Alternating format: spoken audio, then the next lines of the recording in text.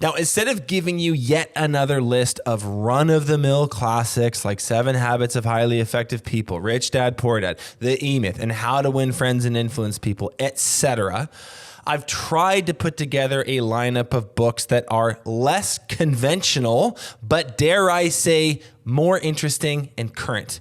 I'm not doing away with tradition. The classics are great. I just think the world is changing, and there's lots of new and fascinating stuff that you should read.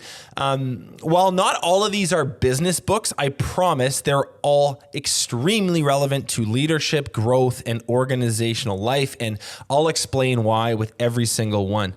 For those of you that are watching on YouTube, if there is a book that you think should be on this list but isn't, let us know in the comments, okay? Let's dive in. Okay, book number 1 is called Upstream, The Quest to Solve Problems Before They Happen. And it's by one of my favorite authors. His name is Dan Heath.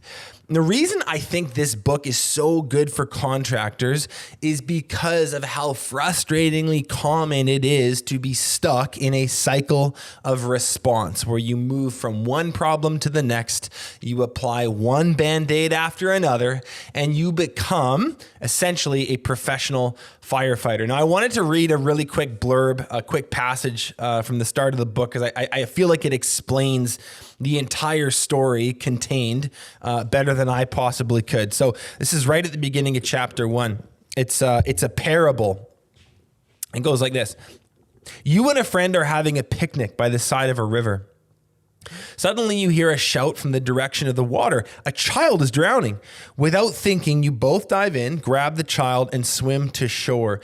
Before you can recover, you hear another child cry for help.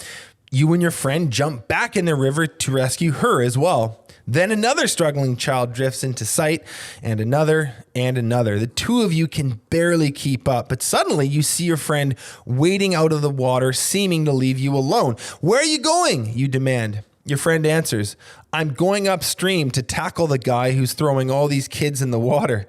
This book tackles the psychological forces that push us into downstream thinking.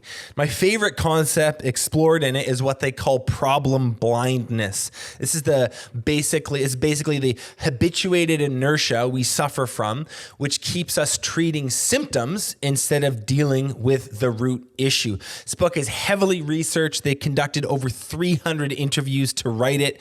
And I loved it because it's very case study focused. Instead of getting stuck in the abstract, the theoretical, they exquisitely deliver real world example after real world example of upstream solutions to large organizational and societal problems. If you want a paradigm shifting book that changes the way you approach problems in your business, check out Upstream.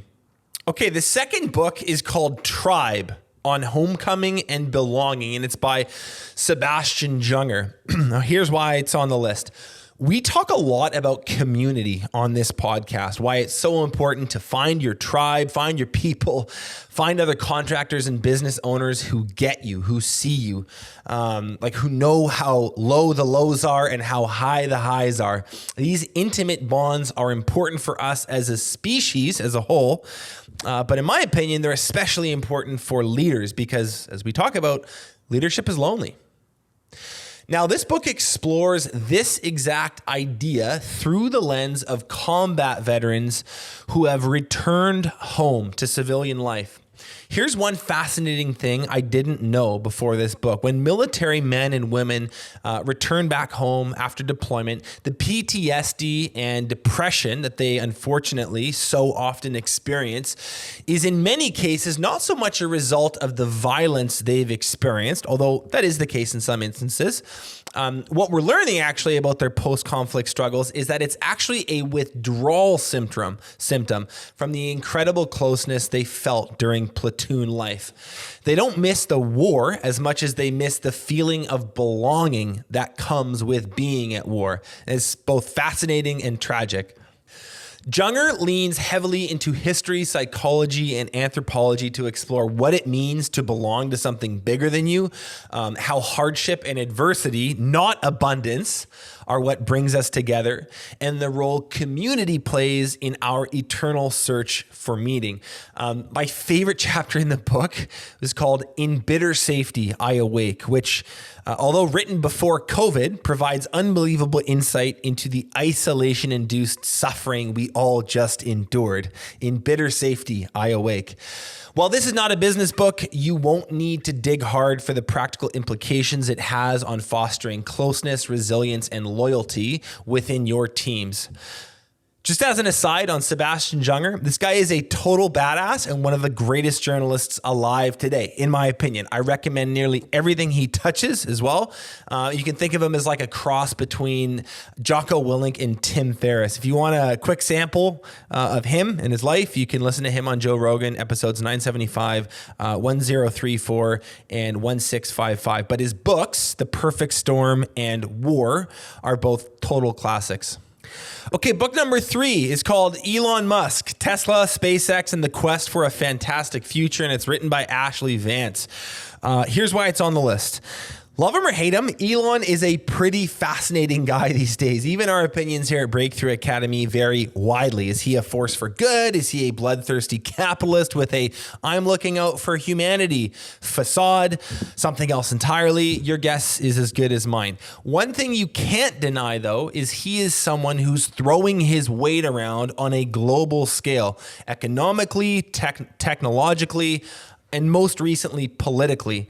And whatever your personal take on the man is, there seems to be a high degree of likelihood that this guy will be a major player for a long time yet. From his idiosyncratic speech patterns to his social media feuds and his oddly hilarious sense of humor to the sheer magnitude of his many projects, he's an icon. His biography, which I believe is widely agreed upon as the best, was actually written back in 2015, which seems like eons ago when you think about the rate of change over the last 7 years. But I actually think this provides some rare perspective as this predates the Twitter deal, the successful SpaceX missions to the International Space Station. In fact, when this came out, the Model S had literally just entered production. And so I think it gives a more unadulterated view of this uber dynamic entrepreneur before he became the polarizing and media hyped figure he is today. If you want to go deep on the fabric of the man, his upbringing, what molded him, who he is, and how he thinks, this is a great read. This is a less practical, tactical type book and more the kind you read just to feel inspired. Okay, book number 4 is called Decisive, How to Make Better Choices in Life and Work. It's by Chip and Dan Heath. These guys are frequent flyers on my books lists because they're great. Now, I think decision-making is a heavily underrated leadership skill. Listen, if you like that clip, you can watch the full episode by clicking here. If you're not yet subscribed, you probably should be, and you can do that by clicking right here.